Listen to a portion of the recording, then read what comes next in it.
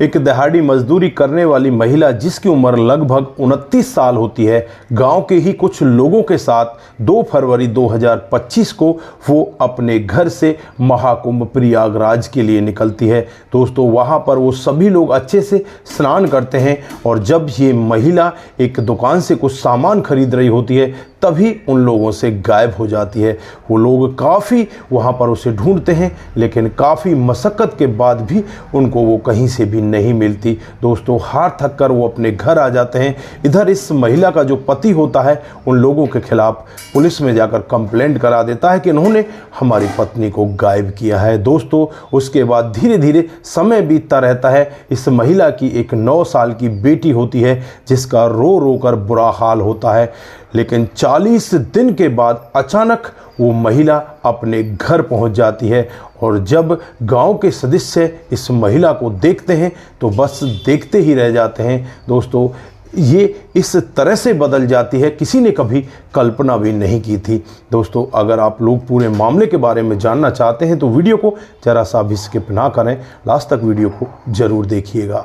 दोस्तों, आगे बढ़ने से पहले हमारी वही रिक्वेस्ट, जो हमारे चैनल के साथ नए हैं कृपया करके चैनल को फॉलो कर लें, बेल आइकन को ज़रूर प्रेस करें। नमस्कार, जय हिंद। आप देख रहे हैं APH न्यूज़ राहुल रावत के साथ। दोस्तों, आज की जो हकीकत की घटना आपको बताने जा रहा हूँ, उत्तर प्रदेश में एक जगह पड़ती है आगरा, और आगरा की ही रहने वाली एक छाया जिसकी उम्र 29 साल होती है, जो अपने पति जिसका नाम सुरेंद्र होता है उम्र 32 साल और उसकी एक बेटी अंशिका जिसकी उम्र 9 साल होती है, उनके साथ बड़े आराम से रहा करती है। 2 फरवरी 2025 को वो गांव के ही कुछ लोगों के साथ महाकुंभ प्रयागराज में डुबकी लगाने के लिए निकल जाती है और वहां पर वो डुबकी लगाते हैं, लेकिन उसके बाद वो अचानक ही गायब हो जाती है। जो गांव के और सदस्य होते हैं वो वापस अपने गांव आ जाते हैं, लेकिन वहां आने के बाद जब पति सुरेंद्र को पता चलता है कि उसकी पत्नी गायब हो चुकी है तो सुरेंद्र यहाँ पर बहुत ज़्यादा गुस्सा करता है और उन लोगों के खिलाफ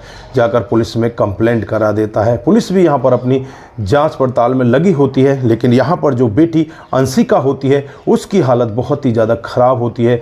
वो अपनी माँ को ना पाकर बहुत ही ज़्यादा रोती है और वो बस हर टाइम यही कहती कि मुझे मेरी माँ चाहिए। दोस्तों, धीरे धीरे समय बीतता रहता है और लगभग 40 दिन का समय बीत जाता है। 12 मार्च 2025 का मामला होता है जब छाया अचानक ही अपने घर पर पहुंच जाती है और आज जो छाया की स्थिति होती है वो बहुत ही बदली होती है। आज उसने अच्छी साड़ी पहन रखी होती है, हाथों में अच्छे कंगन होते हैं, हाथ में एक स्मार्टफोन होता है। गाँव के लोग बाग भी उसे देखते हैं तो बस देखते ही रह जाते हैं। अब यहाँ पर जो उसका पति होता है उसे देखकर कहने लगता है कि तू अब तक कहाँ थी, तो यहाँ पर वो कहने लगती है कि मैं वहाँ पर सन्यासी बन चुकी हूँ और मैं अब वहीं रहती हूँ, मैं अपनी बेटी को यहाँ से ले जाने के लिए आई हूँ। तो गांव के लोग भी वहाँ पर उसे ऐसी निगाहों से देखने लगते हैं कि ये तो सन्यासी बन चुकी है, तो उसके पैरों को छूने लगते हैं। दोस्तों, फिर यहाँ पर जो पति होता है सुरेंद्र, वो पुलिस को बुला लेता है। पुलिस मौके पर पहुँच जाती है और पुलिस जब छाया से जाँच पड़ताल करती है, उससे पूछताछ करती है, तो एक ऐसा सत्य निकल कर सामने आता है जिसे सुनकर हर कोई व्यक्ति सोचने के लिए मजबूर हो जाता है। दोस्तों, छाया बताती है कि 2 फरवरी 2025 को जब हम अपने घर से निकले थे, उसके बाद महाकुंभ प्रयागराज में पहुंच जाते हैं। मां गंगा में स्नान करके जब वापस हम अपने घर की तरफ आ रहे थे तो एक दुकानदार होता है जिसका नाम दिनेश होता है, वो अपनी दुकान पर कुछ सामान बेच रहा होता है। मैं उससे कहती हूँ कि थोड़ा सा मुझे ये सामान दिखा दो, लेकिन वो वहाँ पर क्रोध में नज़र आता है। वो कहता है कि जल्दी से ले लो, आपने बहुत देर लगा दी, आप तो सामान तो ले नहीं रही। लेकिन अब वो कहने लगती है कि अगर आपको ऐसा ही मामला है तो आपको यहाँ पर एक आदमी रख लेना चाहिए जिससे कि वो जल्दी जल्दी सामान दिखा सके। दोस्तों, दिनेश की समझ में आता है और दिनेश फिर उस महिला के पास जाता है कि क्या तुम यहाँ पर काम करोगी। अब यहाँ पर जो छाया होती है उसके दिमाग में एकदम से भर जाता है कि कुछ दिनों का तो अभी मेला बचा हुआ है, क्यों ना कुछ दिन यहाँ पर काम कर लिया जाए और कुछ पैसे कमाए जाएं। दोस्तों, फिर वो अपने जो साथ के लोग होते हैं उनसे छुप जाती है और छुपकर उसी दुकान के अंदर काम करने लगती है। जो इसके साथ लोग आए थे तो वो वापस उस दुकान पर आते हैं, वहाँ पर इसकी छानबीन करते हैं, खोया पाया केंद्र में जाते हैं, लेकिन कहीं भी छाया का किसी को कोई पता नहीं चल पाता। उसके बाद वो निराश अपने घर लौट जाते हैं। इधर जो छाया होती है दिनेश के साथ लगातार वहीं पर काम करने लगती है। दिनेश एक अलग तंबू में चला जाया करता और ये महिलाओं के साथ दूसरे तंबू में चली जाया करती और ये खाना वाना बनाकर फिर वापस आ जाया करते और अपनी दुकान को चलाया करते। सुबह 7 बजे ये दुकान को खोल लिया करते, रात को करीब 11 बजे तक ये दुकान को चलाया करते। दोस्तों इसी तरह से धीरे धीरे समय बीतने लगता है। एक दिन दिनेश यहाँ पर छाया से कहने लगता है कि तुम वहाँ पर जाती हो तो मुझे काफ़ी परेशानी होती है क्योंकि टाइम काफ़ी लग जाता है, क्यों ना तुम मेरे साथ रूम पर चला करो, वहीं पर सो जाया करना। दोस्तों छाया भी यहाँ पर हाँ में सिर हिला देती है। उसके बाद वो एक ही रूम में दोनों सोने लगते हैं। धीरे धीरे समय बीत जाता है और जो महाकुंभ का मेला होता है वो समाप्त हो जाता है। उसके बाद यहाँ से दुकानें उठने लगती हैं। कई दिनों तक तो ये लोग यहाँ पर दुकानें चलाते हैं और उसके बाद ये भी अपने सामान को समेट लेते हैं। जो दिनेश होता है वो मथुरा का रहने वाला होता है। दोस्तों उसके बाद दिनेश भी अपने सामान को यहाँ से ले चलता है। उससे पहले जो यहाँ पर छाया होती है वो अपनी माँ के पास फ़ोन करती है और उससे कहती है कि तू मेरी ससुराल चली जाना और वहाँ से मेरी बेटी को लेवा लाना। छाया की माँ जब इसकी ससुराल में पहुँचती है तो सुरेंद्र उसे इस बेटी को ले जाने से मना कर देता है और कहता है कि मैं अपनी बेटी को नहीं ले जाने दूंगा क्योंकि तुमने ही मेरी पत्नी को बरगलाया होगा, क्योंकि आपस में इनकी बहुत सारी लड़ाइयाँ हुआ करती। जो सुरेंद्र होता है वो एक नंबर का पियक्कड़ होता है, हमेशा शराब पी कर रहा करता और वो अपनी पत्नी के साथ हमेशा मार पिटाई किया करता। तो पत्नी यहाँ पर उससे बहुत ज़्यादा परेशान होती है। दोस्तों अब यहाँ पर जो दिनेश होता है छाया को लेकर सीधे अपने घर पहुँच जाता है, क्योंकि जो टाइम इन्होंने एक साथ में बिताया था इस टाइम में इन दोनों के बीच में एक ऐसा बंधन बन जाता है, एक ऐसा रिश्ता बन जाता है। दोनों एक दूसरे के साथ रहने के लिए तैयार हो जाते हैं। जब दिनेश छाया को अपने घर लेकर जाता है तो घर वाले पूछने लगते हैं कि बेटा ये कौन है।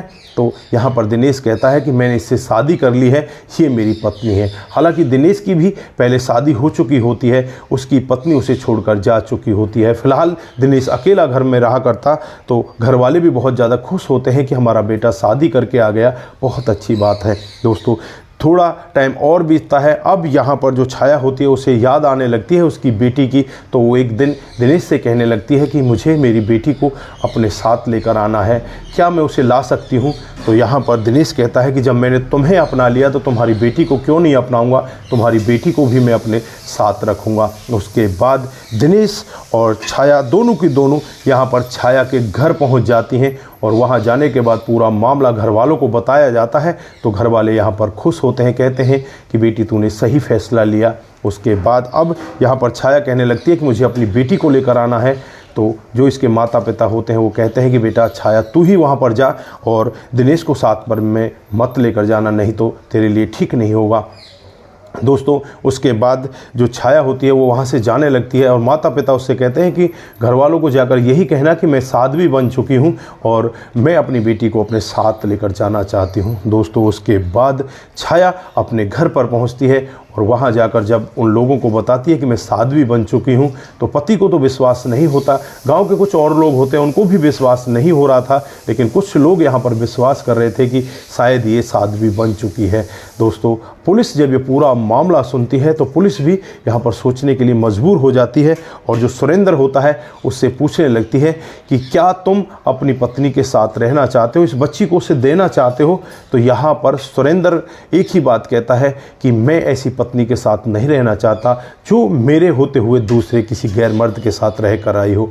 दोस्तों अब यहाँ पर खुलासा हो जाता है, पुलिस के सामने से भी जो गुत्थी होती है वो सुलझ जाती है कि यहाँ पर छाया को ये नहीं रखना चाहता। फिर यहाँ पर उस 9 साल की बेटी से पूछा जाता है कि बेटी तुम किसके साथ रहना चाहती हो। तो बेटी तो अपनी माँ के साथ जाना चाहती थी, कहती है कि मैं तो अपनी माँ के साथ जाना चाहती हूँ। दोस्तों उसके बाद जो बेटी होती है अंशिका वो अपनी मम्मी छाया के साथ चली जाती है और वहाँ से जाने के बाद वो अपने मायके में पहुँचती है और वहाँ पर दिनेश उसे बैठा मिलता है। फिर दिनेश के साथ वो सीधे मथुरा पहुँच जाती है और वहीं पर वो आराम से रहने लगते हैं। दोस्तों ये थी एक छोटी सी कहानी।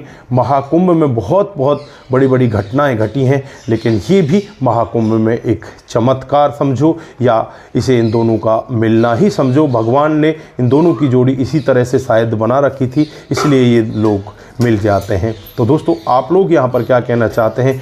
क्या यहाँ पर छाया ने जो किया वो सही था या गलत था? उसे अपने पति के साथ में ऐसा नहीं करना चाहिए था। क्या आप लोग ऐसा सोचते हैं? क्योंकि यहाँ पर जो उसका पति होता है वो बहुत ही ज़्यादा शराब पीता है, और जो पत्नी होती है वो खुद दिहाड़ी मजदूरी कर लाती और उन पैसों की भी वो शराब पी जाया करता, और उसके बाद अपनी पत्नी के साथ मार पिटाई करता। 10 साल इनकी शादी को हो जाते हैं, लेकिन इन 10 सालों में उसने एक भी रात सुकून की नहीं काटी थी। तो दोस्तों, ये थी आज की एक छोटी सी कहानी। आप लोगों को कैसी लगी? अगर आपको जरा सी भी प्रभावित करती है, अच्छी लगती है, तो दोस्तों के साथ ज़रूर शेयर करके जाएं। दोस्तों, आज के लिए बस इतना ही। फिर मिलते हैं किसी नए मोड़ के साथ। तब तक के लिए आप अपना ख्याल रखें, परिवार का ख्याल रखें, सतर्क रहें, सावधान रहें। नमस्कार, जय हिंद,